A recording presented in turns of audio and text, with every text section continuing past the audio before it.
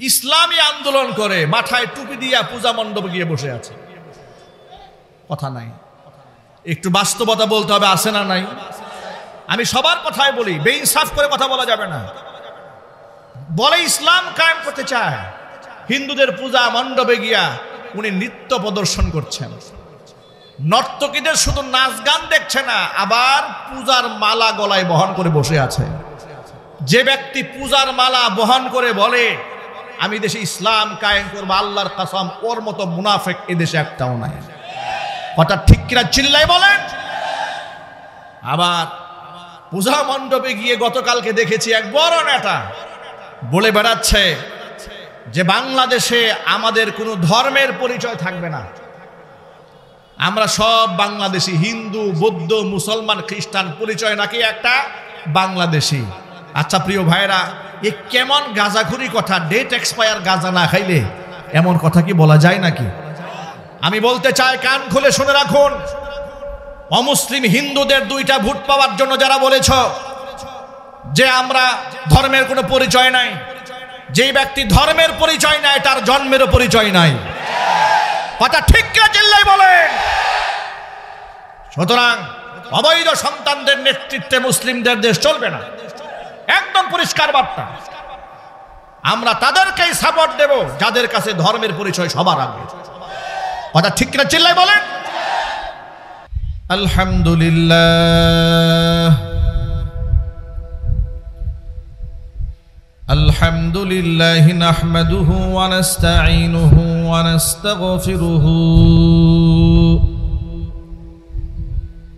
ওয়া নু'মিনু বিহি ওয়া নাতাওয়াক্কালু আলাইহি ওয়া নাউযু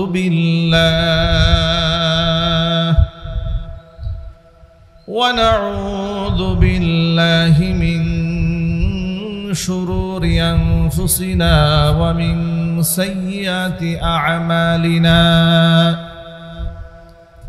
من يهده الله فلا مضل له ومن يضلله فلا هادي له ونشهد أن لا إله إلا الله وحده لا شريك له ونشهد أن سيدنا ونبينا وحبيبنا وشفيعنا ومولانا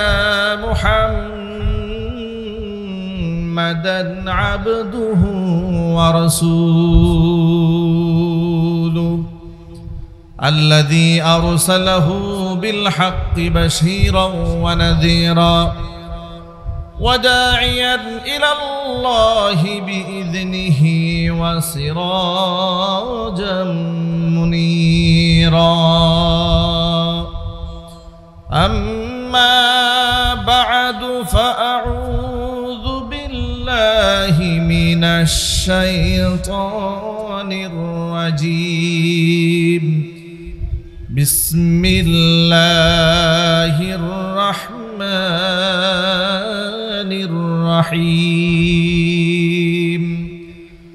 لقد كان لكم في رسول الله أسوة حسنة لمن كان يرجو الله واليوم الآخر من كان يرجو الله واليوم الآخر وذكر الله كثيرا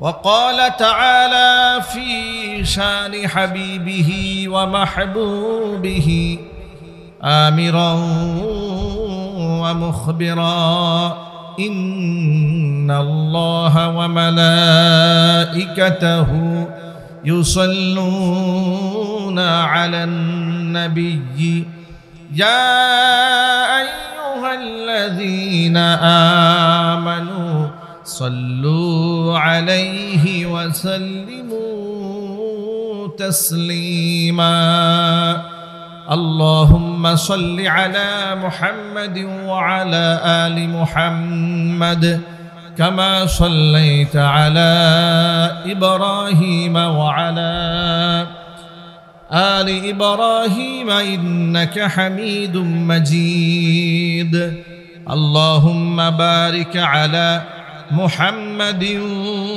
وعلى آل محمد كما باركت على إبراهيم وعلى آل إبراهيم إنك حميد مجيد محبت زبان ছেড়ে দিয়ে সকলে মিলে কিছুক্ষণ জিকির করুন লা ইলাহা ইল্লাল্লাহ লা ইলাহা ইল্লাল্লাহ জবান ছেড়ে সকলেই পড়েন লা ইলাহা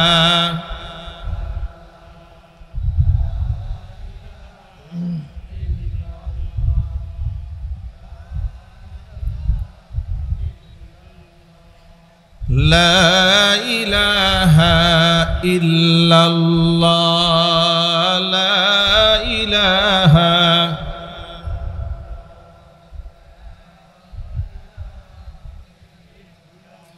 لا إله إلا الله محمد رسول الله صلى الله عليه وسلم ঈমানের পথে অবিচল থেকে আমার মরণ যেন হয় ঈমানের পথে অবিচল থেকে আমার মরণ যেন হয় তোমারই কাছে মিনতি আমার তোমারই কাছে মিনতি আমার মহামহিম দয়াময়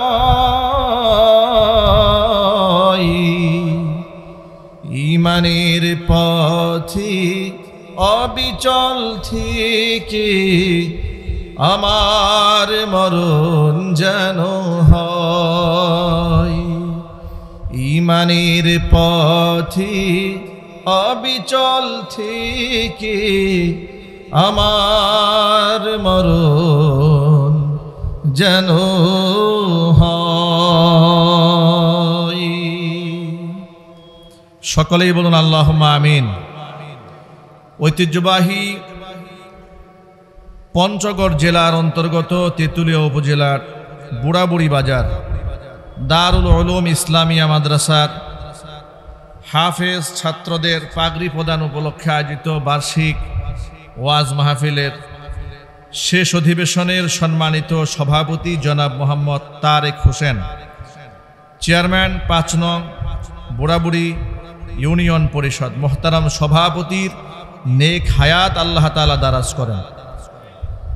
আমন্ত্রিত বিশেষ অতিথিবৃন্দ, হাজরাত, উলামায়ে কেরাম, মুরব্বিয়ান ইজাম, অত্র এলাকা এবং পার্শ্ববর্তী এলাকার বিভিন্ন প্রান্ত থেকে ছুটে আসা দিন দরদি, ইমানদার, পরহেজগার, মুত্তাকি মুসলিম ভাইরা, পর্দার অন্তরালে অবস্থানরত আমাদের সকলের শ্রদ্ধাভাজন পর্দানিশীন মা এবং বোনেরা, মহান আল্লাহ রব্বুল আলামিনের দরবারে আলিশানে লাখ কোটি শুকরিয়া আদায় করছি যে মহান আল্লাহ রব্বুল আলামিন আমাদেরকে বাংলাদেশের মাটিতে জুলাই আগস্ট বিপ্লব সাধনের মধ্য দিয়ে একটি নতুন বাংলাদেশ উপহার দিয়ে স্বাধীনভাবে আল্লাহর কোরআন থেকে তাফসীর করার সুযোগ তৈরি করে দিয়েছেন। সেজন্য আপনারা কি খুশি না বেজার, কম না বেশি? হৃদয়ের সবটুকুন ভালোবাসা উজাড় করে শ্রদ্ধা জড়িত কণ্ঠে মহান আল্লাহ পাকের শেখানো ভাষায় শুকরগুজার করছি। জবান ছেড়ে দিয়ে সকলে একযোগে বলছি আলহামদুলিল্লাহ। রব্বানা লাকাল হামদ হামদান কাসীরা তাইয়িবান মুবারাকান ফীহি ইয়া রাব্বি লাকাল হামদু কামা ইয়ানবাগি লিজালালি ওয়াজহিকা ওয়া আযীমি সুলতানিকা। আল্লাহ তাআলা আজকের মাহফিলকে কবুল করেন। দারুল উলুম ইসলামিয়া মাদ্রাসাকে আল্লাহ তাআলা কিয়ামত পর্যন্ত কবুল করুন। মাদ্রাসার সমস্ত হাজাত আল্লাহ তাআলা তার গায়বে খাজানা থেকে মিটিয়ে দিন।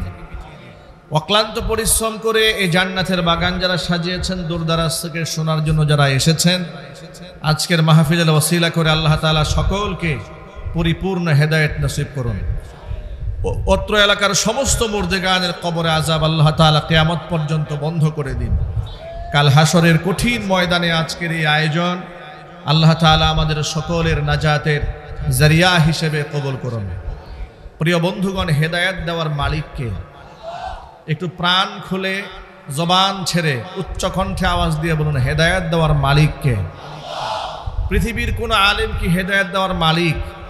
পৃথিবীর কোনো বক্তা, কোনো মুফাসসির, কোনো মুহাদ্দিস, কোনো মুবাল্লিগ, কোনো ফাকিহ, কোনো মুফতি হেদায়েত দেওয়ার মালিককে? আল্লাহর কাছে আমরা হেদায়েতের ভিখারি, মুহতাজ। আল্লাহ পাক যেন আমি সহ আমার সকল ভাইদেরকে পূর্ণাঙ্গ হেদায়েত দান করেন। হিদায়েতের উপর অবিচল থেকে দুনিয়া থেকে বিদায় গ্রহণ করার তৌফিক আল্লাহ পাক আমাদের সকলকে দান করেন। ক্ষুদ্র এই জমিন থেকে অচিরে আমরা বিদায় গ্রহণ করব। আমাদের এই সীমিত জীবন থেকে আমরা অচিরেই বিদায় নেব। আমরা এখানে যারা বসে আছি, আলহামদুলিল্লাহ আমরা সকলে এই বিশ্বাসী যে এই জীবনটা জীবন নয়, আমাদের সামনে বিরাট একটা জীবন আছে, ঠিক কিনা?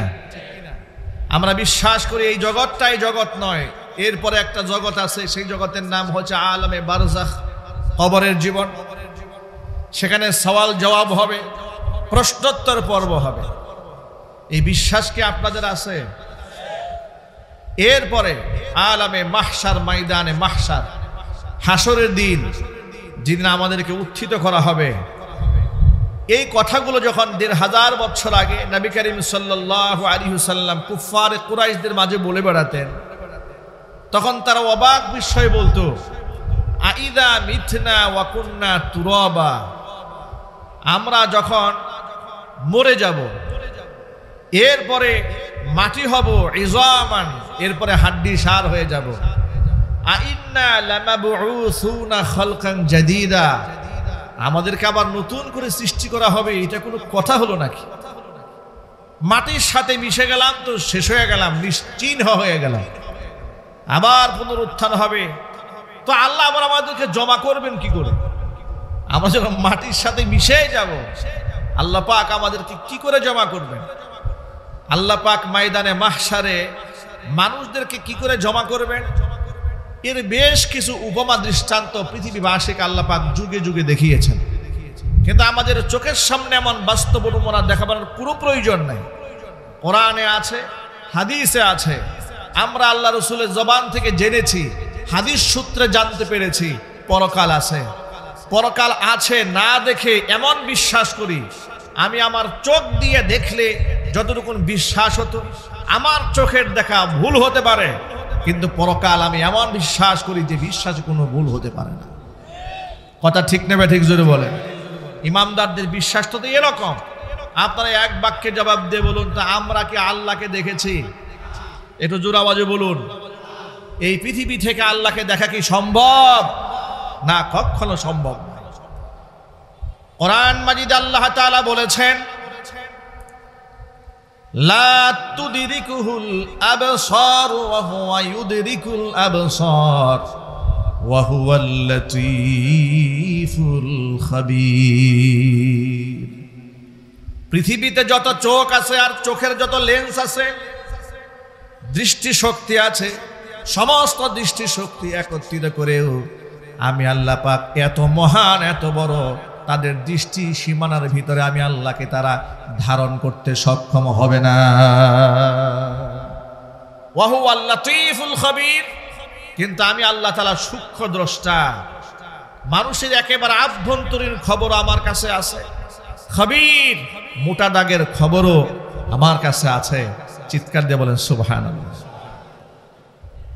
আল্লাহ পাক কোরআন মাজিদের সূরা আলে ইমরানে ঘোষণা করেছেন, ইন্নাল্লাহা লা ইয়াখফা আলাইহি শাইউন ফিল আরদি ওয়ালা ফিস সামা।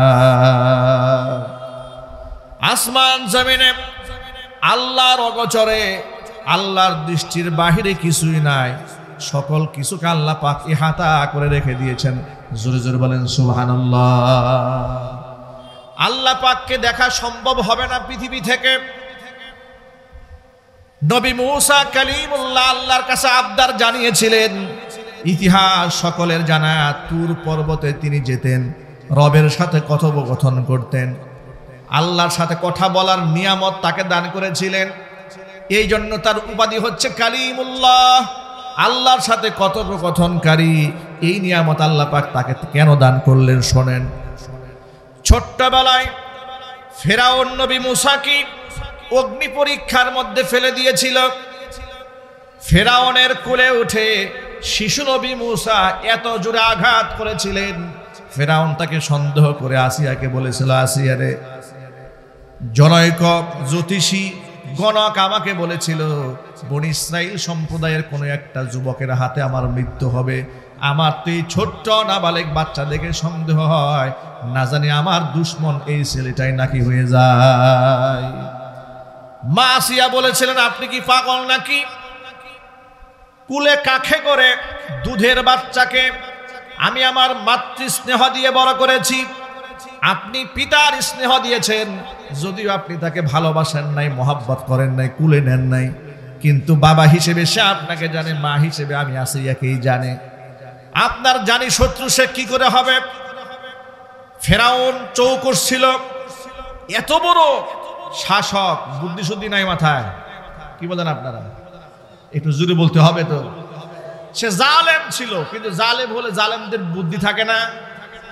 16 বৎসর যে স্বৈরাচারী দেশ চালিয়েছে, মাথায় বুদ্ধি নাই নাকি? কথা বলেন, বুদ্ধি ছিল না? মাথায় কত বুদ্ধি। সারা বছর ধর্মের বিরোধিতা করলেও সে জানতো এদেশের মানুষ ধর্মপ্রাণ, এই জন্য যখনই নির্বাচন আসতো তখনই উমরায় যাইতো। কথা বলেন, একটু হানা তো বলতে হবে, ইয়েস নো ভেরি গুড বলতে হবে তো। চালাকি কাকে বলে? সারা বছর নামাজ রোজা না থাকলেও নির্বাচনের আগে 13 সালে আলেমুল আমাদেরকে ইচ্ছা করে পিটিয়েছে, মেরেছে রাতের আধারে। কথা ঠিক নেবে ঠিক? অসংখ্য আলেমকে শহীদ করেছে, তালেবুল ইলমকে দুনিয়া থেকে বিদায় করেছে, অসংখ্য মানুষকে পঙ্গু বানিয়েছে। এ কথা কি সত্য না অসত্য? অপারেশন ক্লিন হার্ট করেছে। একেবারে মুসলমান তালেবুল ইলম ছাত্র ভাইদেরকে, কোরআনের পাখীদেরকে নিষ্পাপ তাহাজ্জুদ গুজারি মানুষের উপরে অত্যাচারের স্টিম রুলার এমন ভাবে চালিয়েছে, পৃথিবীর ইতিহাসে কোনো মুসলিম শাসক ধর্মপ্রাণ মুসলমানদের উপর এমন জুলুম করতে পারে, এর দৃষ্টান্ত আমার মনে হয় পৃথিবীতে একমাত্র স্বৈরাচারী শেখ হাসিনাই করেছে।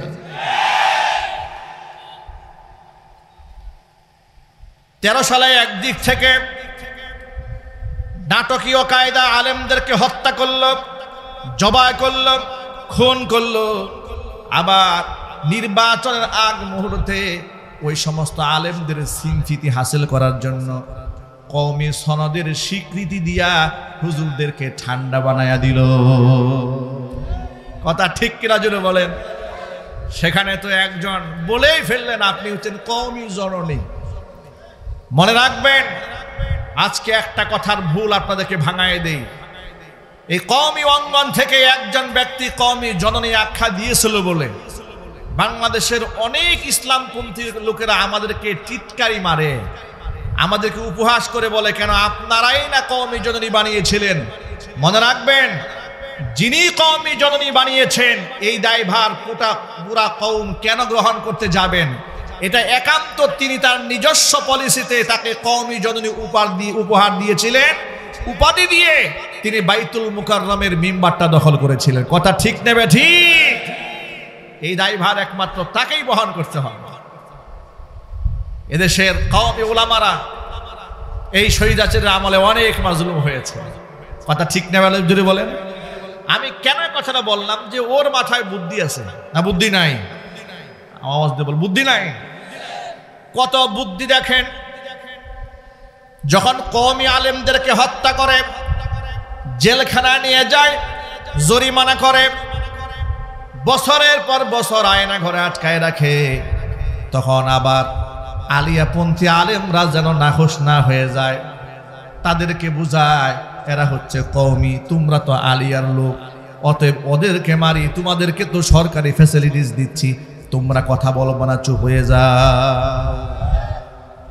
আবার যখন আলিয়াপন্থী আলেমদেরকে জেল খাটায়, জরিমানা করায়, কওমিপন্থী কিছু দরবারি মৌলবি আছে, সেগুলাকে শেখ হাসিনা ওড়নার নিচে ডেকে নেয়, মন্ত্রী বাহাদুরদের মাধ্যমে দাওয়াত খাওয়ায়, আপ্যায়নের ব্যবস্থা করে, আর বলে জামাতের আলেমদেরকে ধরা হয়েছে, ওদের তো আকীদাই ঠিক নাই, ওদেরকে জেল দিলে, ফাঁসি দিলে আপনার তো কথা বলার কোনো দরকার নাই, আপনার সাথে তো আমার খুব ভালো সম্পর্ক।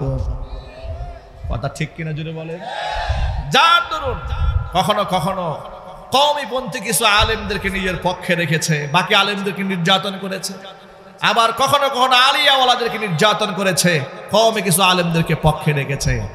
এইভাবে উভয় পক্ষের পক্ষ থেকে কিছু দালাল মৌলবী, দরবারি মৌলবী সাথে রেখে বাকি আলেমদেরকে নির্যাতনের স্টিম রুলার চালিয়েছে। এটা তার মাথায় বুদ্ধি আছে বিদায় করেছে। কথা ঠিক কিনা বলেন? স্বৈরাচারী জালেম যারা হয় ওদের মাথায় বুদ্ধি থাকে, যদিও সেটা শয়তানি বুদ্ধি। ঠিক কিনা? তো ফিরআউনের মাথায় বুদ্ধি আছে না? ফিরআউনের মাথায় বুদ্ধি আছে, বুঝে ফেলেছে ছোট্ট মুসা কুলে উঠে এত জোরে আঘাত করেছে, এত জোরে থাপ্পড় মেরেছে, সে বুঝে ফেলেছে এটা তো আমার সেই দুশ্মন, যে দুশ্মনের কথা জনৈক জ্যোতিষী বলেছে। আসিয়াকে বলল, আসিয়া আমি তলোয়ার দিয়ে বাচ্চাটাকে মেরে ফেলবো, আমার সন্দেহ হয় বনি ইসরাইল যেই সন্তানের হাতে আমার মৃত্যু হবে, আমার মনে হয় এটাই সেই দুশ্মন হবে। আসিয়া বলল, না, এটা আপনার ভুল। ছোট্ট মানুষ কুলে কাকে ওঠার সময় কখনো আমাদের চুল ধরে টান দেয়, গালে থাপ্পড় দেয়, এটা তো এত আঘাত পাওয়ার কিছু নাই, মাইন্ড করার কিছু নাই। ফিরআউন বলে, না, এত ছোট বাচ্চা এত জোরে আঘাত দেয় এটা আমার বুঝে আসে না, কারণ থাপ্পড়টা এমন ভাবে দিয়েছে ফিরআউনকে বাপ ডাকায় ছেড়ে দিয়েছে। জোরে কোন সুবহানাল্লাহ। ফিরআউন তখন আসিয়াকে বলল, আসিয়া রে, আমি এই বাচ্চার পরীক্ষা নিতে চাই, তুমি বলেছ না বুঝে দিয়েছে, আমি বললাম বুঝে দিয়েছে। আসিয়া বলে, না, বুঝে দিয়েছে। ফিরআউন বলে, বুঝে থাপ্পড় দিয়েছে। এবার ফিরআউন বলে, তাহলে তাকে পরীক্ষা উত্তীর্ণ হতে হবে, আমি এই বাচ্চাকে পরীক্ষা নিতে চাই। আসিয়া বলল, আপনি কি পরীক্ষা নেবেন? ফিরআউন বলল, আমি এই বাচ্চাকে অগ্নি পরীক্ষায় উত্তীর্ণ হয় কিনা আমি দেখতে চাই। এক পাশে স্বর্ণ রেখেছে, আরেক পাশে আগুন রেখেছে, আগুনের কয়লা রেখেছে। এরপরে শিশু মুসাকে ছেড়ে দিয়েছে। আসিয়া আলাইহাস সালাতু সালাম চিৎকার করে স্বামীকে ডেকে বলছেন, আপনি এত বড় জালেম, একটা শিশু বাচ্চাকে আপনি অগ্নি পরীক্ষা করেন, যদি সে আগুনটা ধরে ফেলে, সে ক্ষতিগ্রস্ত হয়ে যায়, এই দায় এবার কে গ্রহণ করবে? ফিরআউন বলছে, না, আমার স্পষ্ট মনে হয় এই বাচ্চা ভালো মন্দ সব বুঝে, আমি ওকে আগুনের পরীক্ষা নিতে চাই। এক পাশে রেখেছে আগুন, আরেক পাশে রেখেছে স্বর্ণ। এবার শিশু মুসাকে ছেড়ে দিয়েছে। শিশু নবী মুসা আলাইহিস সালাতু ওয়াসসালাম রওনা হয়েছেন স্মরণের দিকে, কারণ জন্মগতভাবেই নবীদেরকে আল্লাহ পাক জ্ঞান দান করেন। জোরে কোন সুবহানাল্লাহ। আগুন না ধরে স্বর্ণ যখন ধরতে যাবেন, আল্লাহর পক্ষ থেকে জিবরাইল আলাইহিস সালাতু ওয়াসসালাম মুসার হাতটাকে স্বর্ণ থেকে সরাই দিয়া আগুনের মধ্যে ধরিয়ে দিয়েছে। শিশু নবী মুসা আগুনের সেই লেলিহান ছোট্ট কয়লার টুকরাটা, জ্বলন্ত অগ্নিকুণ্ড, সেটা মুখের মধ্যে বাচ্চাদের স্বভাবজাত অনুযায়ী দিয়ে ফেলে। দেওয়া মাত্র গলার ভিতর থেকে আলা জিহ্বাটা পুড়ে যায়।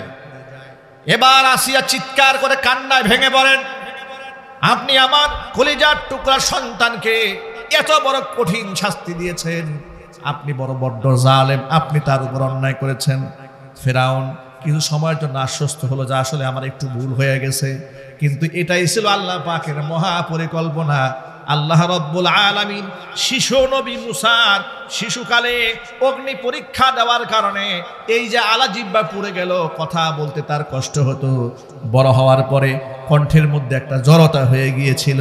এই জন্য আল্লাহর কাছে তিনি দোয়া করে বলে দিয়েছিলেন, রব্বিশরাহ লি সদরি ওয়া ইয়াসসির লি আমরি ওয়াহলুল উকদাতাম মিন লিসানি ইয়াফকাহু কওলি। রব্বিশরাহ লি সদরি, আয় আল্লাহ তাআলা তুমি আমার বক্ষকে উন্মোচন করে দাও, প্রশস্ত বানিয়ে দাও। ওয়ায়াসসির লি আমরি, নবুয়তের যে গুরু দায়িত্ব তুমি আমাকে দান করেছো সে দায়িত্ব পালন করে আমার জন্য সহজ বানিয়ে দাও। ওয়াহলুল উকদাতাম মিন লিসানি ইয়াফকাহু কওলি, আমার গলার কণ্ঠের ভাষার যে জড়তা আছে, জড়তা তুমি দূরীভূত করে দাও, যাতে করে বিশুদ্ধ ভাষায় আমি মানুষদেরকে দিনের দাওয়াত দিতে পারে, ওরা যেন আমার কথা বুঝতে পারে। জোরে বলেন সুবহানাল্লাহ। এই যে শিশু নবী মূসা কালিমুল্লাহ শিশুকালে আল্লাহর পক্ষ থেকে এটি কঠিন পরীক্ষায় তিনি তার স্বাভাবিক কথা বলার যোগ্যতাকে হারালেন। এটা আল্লাহ পাকের হিকমা এর মধ্যে আছে না নাই? আল্লাহর প্রজ্ঞা এর মধ্যে আছে না নাই? আল্লাহ পাক নবী মূসা কালিমুল্লাহকে এমন একটা পুরস্কার দিলেন যে নবী মূসা, পৃথিবীর কোন নবীর সাথে আমি আল্লাহ তাআলা সরাসরি কথোপকথন করিনি পৃথিবীতে। আমি যা করেছি ওহির মারফত কথাবার্তা হয়েছে, কিন্তু তুমি নবী মূসার সাথে ফেরেশতার যুগ সাদর সারা সরাসরি তোমার সাথে আমার কথা হবে। একটু সুবহানাল্লাহ জুড়ে বলা যাবে না ভাই? আল্লাহ তাআলা এই জন্য নবী মূসা কালিমুল্লাহকে এই মর্যাদা দান করেছিলেন। কোরআন মাজিদে আল্লাহ পাকের ভাষা আল্লাহ বলছেন, তিলকার রুসুলু ফাদ্দালনা বা'দাহুম আলা বা'দ মিনহুম মান কাল্লামাল্লাহু ওয়া রাফা'a বা'দাহুম দারাজাত। এই যে নবী রাসূলগণকে আমি দুনিয়াতে পাঠালাম, তিলকার রুসুলু, এই হচ্ছে সেই সমস্ত রাসূলগণ, ফাদ্দালনা বা'দাহুম আলা বা'দ, তাদের কতককে আমি কতকের উপরে মর্যাদা বৃদ্ধি করে দিয়েছি। ফাদ্দালনা বা'দাহুম আলা বা'দ মিনহুম মান কাল্লামাল্লাহ, তাদের কারো কারো সাথে আমি সরাসরি আল্লাহ কথোপকথন করেছি। জোরে জোরে বলেন সুবহানাল্লাহ। নবী মূসা কালিমুল্লাহর সাথে কে কথা বলেছেন? একটু আল্লাহর নামটা একটু জোরে বলেন তো ভাই সকলে, কে কথা বলেছেন? আল্লাহ পাক নবী মূসা কালিমুল্লাহর সাথে সরাসরি কথোপকথন করেছেন। আর এই যে মর্যাদা আল্লাহ পাক তাকে দিলেন, কারণ শিশুকালে তার উপর দিয়ে আল্লাহ পাক একটা অগ্নি পরীক্ষা নিয়েছিলেন, যে অগ্নি পরীক্ষার কারণে তিনি স্বাভাবিক কথা বলার যোগ্যতা হারিয়েছিলেন, বিনিময়ে আল্লাহ পাক তাকে এই মর্যাদায় উন্নীত করেছিলেন। সুবহানাল্লাহ। পৃথিবীর সমস্ত আম্বিয়া আলাইহিমুস সালাতু ওয়াস সালাম বেগুনা মাসুম, তাদেরকে আল্লাহ পাক উন্নত চরিত্র দান করেছিলেন। আজকে আমরা এখানে যারা বসে আছি, আমরা বিশ্বাস করি সমস্ত নবীদের উপরে, সমস্ত পয়গাম্বরদের উপরে, সমস্ত রাসূলদের উপরে, সমস্ত কিতাব সমূহের উপরে বিশ্বাস আমাদের আছে না নাই? আরো যদি বলেন ভাই আছে না নাই? তাহলে দেখুন আমরা পরকালে আল্লাহ পাক আমাদেরকে কেমনে উঠাবেন, এটা যুগে যুগে আল্লাহ সুবহানাহু ওয়া তাআলা অনেক অনেক দৃষ্টান্ত দেখিয়েছেন। যেমন ইব্রাহিম আলাইহিস সালাতু ওয়াস সালাম আল্লাহকে প্রশ্ন করেছিলেন, কাইফা তুহয়িল মাউতা, হে আল্লাহ তুমি মৃতকে কেমনে জিন্দা বানাও? আল্লাহ পাক নবী ইব্রাহিম আলাইহিস সালাতু ওয়াস সালামকে 4টা পাহাড় থেকে 4টা পাখি ধরার নির্দেশ দিয়েছিলেন, পাখিগুলাকে জবাই করার নির্দেশ দিয়েছিলেন, টুকরা টুকরা করে সমস্ত হাড্ডি মাংসগুলো একাকার করে পাহাড়ে চতুর্দিকে ছড়িয়ে দিয়ে দিয়েছিলেন। এরপরে ইয়াং জেনারেশন, যুবক ভাইরা, ফেসবুক যারা চালান, হোয়াটসঅ্যাপ যারা ব্যবহার করেন, অকারণে বিনা কারণে বেপরদাগী এবং গায়রে মাহরাম নারীদের সাথে অনেক ফেসবুক ফ্রেন্ড থাকে, এমনকি তারা বলেই ফেলে উনি আমার ফেসবুক ফ্রেন্ড। আর এটা তো বর্তমানে এমন একটা ভাইরাসের রূপ নিয়েছে, জনসম্মুখে বলে বেড়ায় উনি আমার বয়ফ্রেন্ড। ইনি আমার গার্লফ্রেন্ড বলে বেড়ান, নির্লজ্জের মতো, বেহায়ার মতো জাতির সামনে স্পষ্ট বলে, একটু শরমও হয় না। কথা ঠিক কিনা চিল্লায় বলেন? করছে জেনা ব্যভিচার, নাম বলে বয়ফ্রেন্ড গার্লফ্রেন্ড। সরাসরি সাক্ষাৎ করা, একটু জোরাবাজ বলতে হবে, স্বামী স্ত্রী হওয়া ছাড়া, মাহারাম হওয়া ছাড়া একটা নারী একটা পুরুষের সাথে একাকী সাক্ষাৎ করার কোনো সুযোগ আছে? একটু জোরাবাজে বলেন। একান্তে বসার কোনো সুযোগ আছে? পার্কে, সিনেমা হলে, ক্লাসরুমে, টিউশনি করার জন্য। আমাদের বাংলাদেশে একটা ভাইরাস আছে, সামাজিক ভাইরাস। যুবতী মেয়েকে, ইয়াং মেয়েকে, উঠতি বয়সের ছেলের সাথে ইউনিভার্সিটিতে পড়ে, তাকে তার কাছে দিয়েছে, সে হচ্ছে প্রাইভেট টিউটর। বাড়িতে এসে তিনি পড়াচ্ছেন, উপযুক্ত ছেলে মাস্টার উপযুক্ত একটা মেয়েকে পড়াচ্ছেন। এই ফিতনা দেশে আছে না নাই? একটু জোর আওয়াজে বলতে হবে ভাই। হালাল না হারাম এ কথা বলতে আমাদের কোনো আপত্তি আছে? রাজনীতি করতে গিয়ে দেখবেন লোকেরা নারী আর পুরুষ এক জায়গায় ঠেলাঠেলি করে। হুজুররা যদি নিষেধ করে আমাদেরকে মৌলবাদ বলে গালি দেয়, বলে আপনারা কি মৌলবাদী? দেশটাকে আফগানিস্তান বানাতে চান? আমরা বলি ভাই, দেশকে আমরা আফগানিস্তানও বানাতে চাই না, দেশকে আমরা সৌদি আরব বানাতে চাই না, বরং আল্লাহর কোরআন যে বিধান দিয়েছেন আমরা সমাজে সেই আইনটাকে বাস্তবায়ন করতে চাই। কথা ঠিক কিনা জুড়ে বলেন। আচ্ছা, আল্লাহর কোরআনে যা আছে এই কথাগুলো হাসি মুখে মানতে আমাদের কারো কোনো আপত্তি আছে নাকি? আল্লাহর কোরআনের প্রত্যেকটা আইন এই সমাজে বাস্তবায়ন করতে হবে। আমাদের ব্যক্তি জীবনে আমরা ইসলাম মেনেছি অনেকে, কিন্তু পারিবারিক, সামাজিক, রাজনৈতিক অঙ্গনে আমরা ইসলামকে ছেড়ে দিয়েছি। আমরা যদি রাজনৈতিক মাঠে ইসলাম প্রতিষ্ঠার কথা বলি, সংসদ ভবনে কোরআন দিয়ে দেশ চলবে, রাষ্ট্র চলবে, এই কথা বলি, অনেক মুসলমানরা কষ্ট পান। আল্লাহর কসম, আমি এই চেয়ারে বসে কোনো দলীয় ক্যাম্পেইন করতে আসে নাই, কিন্তু আমি আল্লাহর কোরআনের ক্যাম্পেইন করতে এসেছি। আমি আল্লাহর রসুলের দালালি করতে এসেছি। আমি কোরআন এবং সুন্নাহর দালালি করার জন্য আপনাদের পাশে বসেছি। আপনারা এক বাক্যে জবাব দিয়ে বলুন, আল্লাহর বিধানের উপর কোনো বিধান হতে পারে? ইমানদারের মতো গর্জে উঠে জবাব দেবেন, আল্লাহর বিধানের উপর কোনো বিধান হতে পারে? আল্লাহ রসুলের আদর্শের উপরে কোনো আদর্শ হতে পারে? আল্লাহ রসুলের বিচার ব্যবস্থার উপরে কোনো বিচার ব্যবস্থা হতে পারে? আল্লাহ রসুলের সমাজ ব্যবস্থার উপরে কোনো সমাজ ব্যবস্থা হতে পারে? আল্লাহর নবী সাল্লাল্লাহু আলাইহি ইসলামের রাজনৈতিক আদর্শের চেয়ে উন্নত আদর্শ পৃথিবীতে কেউ দেখাতে পারবে? তাহলে আমরা ব্যক্তি জীবনে নামাজ, রোজা, হজ, যাকাত গ্রহণ করেছি, আমরা ব্যক্তি জীবনে বুরকা ধারণ করেছি, কিন্তু বিচার ব্যবস্থায় ইসলাম নাই, কোরআন নাই। যার দরুন অসংখ্য মানুষরা মাজলুম হয়ে নিরাপরাধ বছরের পর বছর অন্ধকার কারাগৃহে বন্দী হয়ে আছে।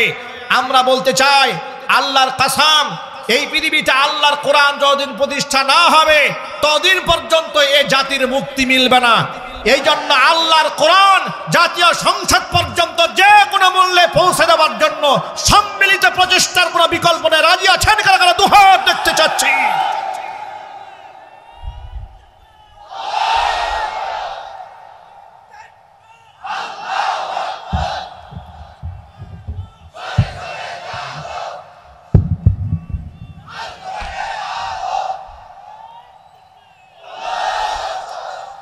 আমার প্রিয় ভাইরা,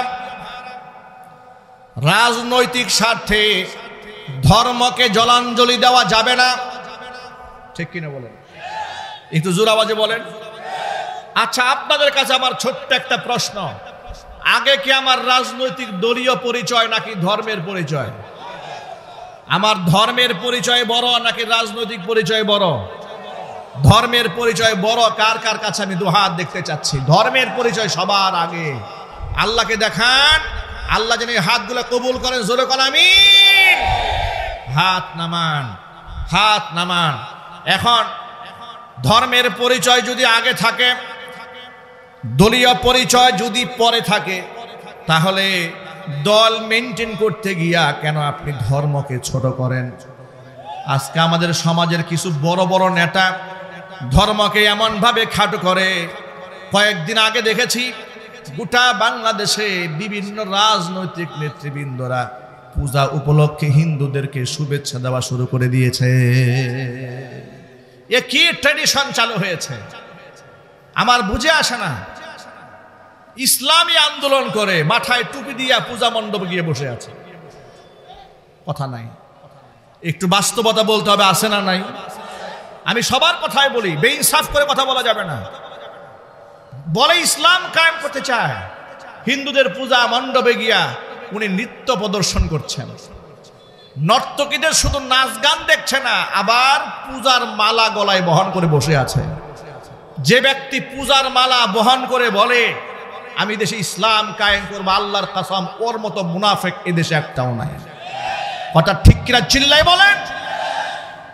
আবার পূজা মণ্ডপে গিয়ে গতকালকে দেখেছি এক বড় নেতা বলে বেড়াচ্ছে যে বাংলাদেশে আমাদের কোনো ধর্মের পরিচয় থাকবে না, আমরা সব বাংলাদেশি, হিন্দু বৌদ্ধ মুসলমান খ্রিস্টান পরিচয় নাকি একটা বাংলাদেশি। আচ্ছা প্রিয় ভাইরা, এ কেমন গাঁজাখুরি কথা? ডেট এক্সপায়ার গাঁজা না খাইলে এমন কথা কি বলা যায় নাকি? আমি বলতে চাই, কান খুলে শুনে রাখুন, অমুসলিম হিন্দুদের দুইটা ভোট পাওয়ার জন্য যারা বলেছ যে আমরা ধর্মের কোনো পরিচয় নাই, যেই ব্যক্তি ধর্মের পরিচয় নাই তার জন্মেরও পরিচয় নাই। কথা ঠিক কিনা চিল্লাই বলেন। সুতরাং অবৈধ সন্তানদের নেতৃত্বে মুসলিমদের দেশ চলবে না, একদম পরিষ্কার বার্তা। আমরা তাদেরকেই সাপোর্ট দেব যাদের কাছে ধর্মের পরিচয় সবার আগে। কথা ঠিক কিনা চিল্লাই বলেন। নারী পুরুষের সহ শিক্ষা হারাম, সহ অবস্থান হারাম। নারী পুরুষ, বেগানা নারী পুরুষ একাকিত্বে এক জায়গায় বসাও হারাম।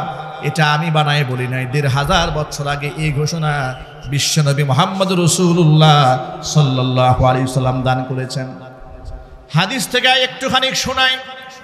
আল্লাহর নবী, রহমতের নবী ঘোষণা করলেন, লা ইয়াখলুওয়ান্না রাজুলুম বিইমরাআতিন ইল্লা সালিসুহুমা শাইতান। কোন একটা বেগানা নরনারী যেন একাকিত্বে এক জায়গায় না বসে, কারণ তারা দুজনে এক জায়গায় দুজন থাকবে না। যেখানে তারা দুজন ছিল মাঝখান থেকে একজনে ঢুকবে, তার নাম কি? একটু জোরে বলেন। আল্লাহর হাবিব বলেন, যদি ওরা দুজন আছে, ওরা সেখানে দুজন থাকবে না, ইল্লা সালিসুহুমা শাইতান। মাঝখান দিয়ে শয়তান ঢুকবে। শয়তান ততক্ষণ পর্যন্ত এই বয়ফ্রেন্ড আর গার্লফ্রেন্ডকে ছাড়বে না। শয়তান ততক্ষণ পর্যন্ত তথাকথিত এই জাস্ট ফ্রেন্ডকে ছাড়বে না, যতক্ষণ পর্যন্ত এদেরকে জিনার মধ্যে মুবতালা না করে দেয়। জোরে জোরে বলেন নাউজুবিল্লাহ। সুতরাং প্রিয় ভাইয়েরা আমার, আল্লাহ পাক যেন ইসলামী আদর্শগুলো আমাদের সমাজে বাস্তবায়ন করে তৌফিক দান করেন। জোরে জোরে কোন আল্লাহুম্মা আমিন। যে কথা বলতে গিয়ে এত লম্বা কথা বললাম, সেটা হলো যে সমস্ত যুবকেরা ফেসবুক চালায়, হোয়াটসঅ্যাপ চালান, ভাইবার চালান, ইমো চালান, বেগানা নারীদের সাথে কথোপকথনের একটা বাজে অভ্যাস যুবকদের আছে না নাই? যুবতীদের আছে না নাই? মাইকের আওয়াজ বাহিরে যাচ্ছে, আমি আমার মা বোনদের বলবো, বাবা ও মা বোনেরা আমার, আপনি কার সাথে কথা বলছেন? আপনি ইসলামী আদর্শ ছেড়ে দিয়া কোন পথে রওনা হয়েছেন? পশ্চিমাদের পথে রওনা হয়েছেন। আল্লাহর কসম, নারী স্বাধীনতা, নারী অগ্রগতি, নারীর উন্নতির নামে ওরা এই পৃথিবীতে দুনিয়ার অনেক চাকচিক্য পেয়েছে, কিন্তু এই দুনিয়ার মধ্যে নারীরা সম্মানিত হয় নাই। ওরা সব জায়গায় বেইজ্জত হয়েছে। এরা অফিসে লাঞ্ছিত হয়েছে, ইউনিভার্সিটিতে লাঞ্ছিত হয়েছে, এরা দোকানপাটে লাঞ্ছিত হয়েছে। পর পুরুষের সাথে যেখানে সহাবস্থান করে চাকরি করতে গেছে, বস দ্বারা নির্যাতিত হয়েছে, সহকর্মী দ্বারা নির্যাতিত হয়েছে, সহপাঠী দ্বারা নির্যাতিত হয়েছে। এমনকি এই সমাজের মধ্যে তথাকথিত সুশীলরা বলে শিক্ষক হচ্ছে পিতার সমতুল্য, পিতৃ সমতুল্য। শিক্ষক দ্বারা অসংখ্য ছাত্রী বাংলার মাটিতে ধর্ষিত হয়েছে। কথা ঠিক না ঠিক যদি বলেন। কয়েকদিন আগে পত্রিকার পাতায় পেয়েছি, শিক্ষক তার ছাত্রীকে ভিডিও কলে ফোন দিয়েছে। কেন? মেসেজ করেছে যে সে কতটুকু বড় হয়েছে এটা নাকি তার খুব দেখতে মনে চায়। নাউজুবিল্লাহ পড়েন। পত্র পত্রিকায় এসেছে উনি কোন ড্রেস পরেছে এটা শিক্ষকের খুব দেখতে মনে চাচ্ছে। নাউযুবিল্লাহি মিন যালিক। এই ধরনের শিক্ষক বাংলাদেশে আছে না নাই? অসংখ্য লম্পট এবং বদমাশে গোটা শিক্ষা প্রতিষ্ঠানগুলো ভরে গেছে। আমরা তো এত ওয়াজ নসিহত করে জাতিকে সামাল দিতে পারি না। উচিত ছিল প্রত্যেকটা স্কুল কলেজ বিশ্ববিদ্যালয়ে প্রতিটা ক্লাসে একজন করে ধর্মীয় টিচার নিয়োগ দেওয়া। ঠিক না ঠিক জোরে বলেন? বিশেষ করে প্রাইমারি স্কুলে আমাদের ধর্মীয় শিক্ষক নিয়োগ দেওয়ার খুব প্রয়োজন। এমনকি আমাদের প্রাইমারি লেভেলে যে সমস্ত শিক্ষকরা আছে তারা এটা সরকারের কাছে আবেদনও জানিয়েছে। বাংলাদেশে আপনি শুনে অবাক হবেন, এমন অসংখ্য প্রাইমারি স্কুল আছে যে প্রাইমারি স্কুলে হিন্দু টিচাররা মুসলিম বাচ্চাদেরকে ধর্ম শেখাচ্ছে। নাউজুবিল্লাহ পড়ে, মানে পর্যাপ্ত মুসলিম টিচার পর্যন্ত নাই। ধর্মীয় টিচার কত প্রয়োজন সে সব উপেক্ষা করে আমাদের অন্তর্বর্তীকালীন সরকার প্রধান ডক্টর মোহাম্মদ ইউনূসের নেতৃত্বে নতুন একটা আইন পাশ করা হয়েছে মন্ত্রণালয় থেকে। সেটা কি? প্রজ্ঞাপন জারি করা হয়েছে। বাংলাদেশে যতগুলো প্রাইমারি স্কুল আছে সরকারি, সেগুলোর মধ্যে গানের টিচার নিয়োগ দেওয়া হবে। নাউজুবিল্লাহ, এত আসতে বললেন। আপনারা প্রান্তিক অঞ্চলের মানুষ হলে কি হবে? আমি মনে করি আপনারা অনেক জ্ঞানী, মাশাআল্লাহ। আপনাদের চোখের ভাষা, আপনাদের বডি ল্যাঙ্গুয়েজ, আপনাদের অ্যাটিটিউড প্রমাণ করছে আপনারা এই সমাজ সম্পর্কে সচেতন। আপনারা এক বাক্যে বলেন গানের শিক্ষককে আমাদের এই শিক্ষা ব্যবস্থায় খুব দরকার। এই আওয়াজটা এত আসতে দিলেন, এটা তো আমি মনে করি দল মত নির্বিশেষে একযোগে আওয়াজ ওঠা দরকার। গানের শিক্ষক প্রাইমারি লেভেলের কোনো প্রয়োজন নাই। কথা ঠিক কিনা? এবার আপনারা বলেন গানের শিক্ষক নিয়োগ দেওয়া কি খুব দরকার? চিল্লাই বলেন। কিন্তু ধর্মীয় শিক্ষক নিয়োগ দেওয়ার দরকার আছে না নাই? প্রাইমারি লেভেলে ধর্মীয় শিক্ষক দেওয়া হোক, এটা কারা কারা চান? দোহাত দেখতে চাচ্ছি আমি। মাশাআল্লাহ, মাশাআল্লাহ, মারহাবা। একটু আন্দাজ করতে পেরেছেন 90 থেকে 95% মুসলিম অধ্যুষিত এই দেশে মানুষের হৃদয়ের তামান্না প্রাইমারি স্কুলে ধর্মীয় শিক্ষক নিয়োগ দেওয়া হোক। সেটা প্রজ্ঞাপন জারি না করে গানের শিক্ষক নিয়োগ দিয়ে সারেগামা পাদানিশা শেখাবার সিদ্ধান্ত গ্রহণ করেছেন। অন্তর্বর্তীকালীন সরকারের কি হয়েছে? আপনার ভালো কাজের প্রশংসা আমরা করি, কিন্তু আপনি যে পথে এগুচ্ছেন, বর্তমানে যে কাজগুলো আপনি করছেন, আমার তো মনে হয় না আপনার বিদায়টা এভাবে যদি চলতে থাকে তাহলে সম্মানজনক হবে। কথা বলেন, ঠিক কিনা বলেন? আমাদের স্পষ্ট বার্তা, 90 থেকে 95% মুসলিম অধ্যুষিত এই সোনার বাংলাদেশে প্রাইমারি স্কুলে কোনো প্রকার গানের টিচার যদি নিয়োগ দেওয়া হয়, সামাজিক অবরোধ তৈরি করে জুতা পিটা করে শিক্ষককে ঘাড় ধাক্কা দিয়ে বের করে দেওয়া হবে। আন্দোলন করতে হবে ধর্মীয় টিচার নিয়োগ দেওয়ার জন্য। ধর্মীয় শিক্ষক নিয়োগ দিলে কি হবে? বাচ্চারা ইসলামিক সংস্কৃতি শিখতে পারবে, বিশুদ্ধ কোরআন তেলাওয়াত শিখতে পারবে, বাচ্চারা সূরা ফাতিহা, ইখলাস, দুরূদ শরীফ, দুআয়ে মাসুরা, এমনকি প্রাথমিক মাসালা যেগুলো আছে প্রাইমারি লেভেলে সব জানতে পারবে। রবের সাথে সম্পর্ক হবে। শিশুকালে কলিজার মধ্যে যদি আপনি দিন ঢুকাই দিতে পারেন, এই সন্তান একদিন এসপি হবে, ওসি হবে, ডিসি হবে, ব্যারিস্টার হবে, লয়ার, প্রফেসর হবে, একদিন এই বাংলাদেশের এমপি আর মন্ত্রী হবে। কিন্তু তারা এমন এমপি মন্ত্রী হবে না যে গোষ্ঠী সহ পালায় যেতে হয়।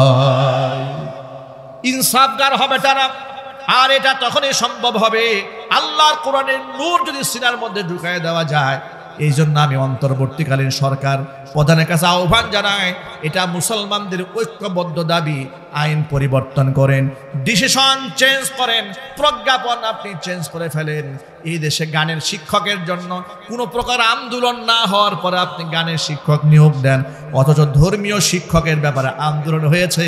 ধর্ম আপনার পছন্দ হয় না, ধর্ম পছন্দ আপনাকে হতে হবে। অন্ততপক্ষে এই দেশে রাজনীতি কিংবা নেতৃত্ব দিতে হলে আপনাকে ধর্ম অবশ্যই পছন্দ করতে হবে। ধর্ম পছন্দ করে নাই যারা, মোদির কুলে আশ্রয় নিয়েছে তারা। কথা ঠিক না ঠিক জোরে বলেন? যারা ধর্ম পরিচয় বাদ দিয়েছে তারা কাফেরদের কুলে আশ্রয় নিয়েছে। যারা ধর্মের পরিচয়কে আগলায় ধরেছে তারা বীর দর্পে বাংলাদেশে মাথা উঁচু করে দাঁড়িয়েছে। কথা বলতে হবে মুসলমান, ঠিক কিনা? প্রিয় যুবক ভাইরা আমার, তাহলে আমি যে কথা বুঝাতে চেয়েছিলাম সেটা হলো সহশিক্ষা ইসলাম হারাম ঘোষণা করেছে। তার কারণ ১৫০০ বছর আগে নবীজি সাল্লাল্লাহু আলাইহি সাল্লাম বলে দিয়েছেন, একসাথে নারী পুরুষ যেন বেগানা একত্রিত না হয়ে যায়, কারণ সেখানে তারা দুজন থাকে না, মাঝখানে একজন ঢুকে, তার নাম কি? অনেকে বলে পীর সাহেবের কাছে যায়, মহিলা মানুষ পীরের হাতে বায়াত গ্রহণ করে। আপনি অবাক হবেন, এই বাংলাদেশে যে কত আকীদার মানুষ আছে। কয়েকদিন আগে দেখলাম